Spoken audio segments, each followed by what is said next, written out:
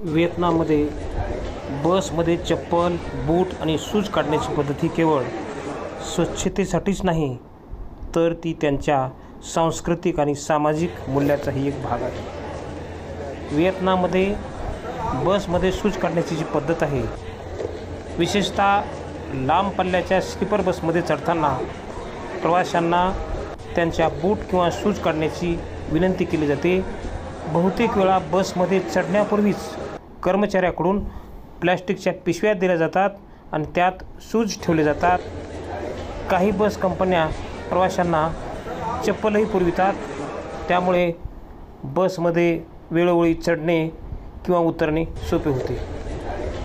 व्हिएतनाममध्ये घरात प्रवेश करण्यापूर्वी शूज काढणे ही एक पारंपरिक प्रथा आहे.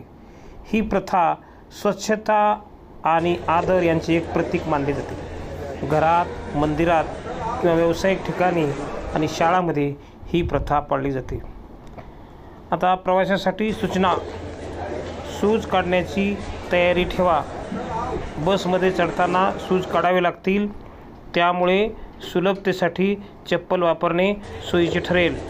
स्वच्छता राखा. शूज काढल्यानंतर पाय स्वच्छ ठेवणे महत्त्वाचे आहे. स्थानिक संकेताचे पालन करा. ज्या एखाद्या ठिकाणी शूज काढण्याची प्रथा असेल तर ती पाळणे आदराचे लक्षण आहे. या प्रथामुळे व्हिएतनाममध्ये प्रवास करताना स्थानिक संस्कृतीचा आदर राखता येतो आणि प्रवासही अधिक सुखद होतो.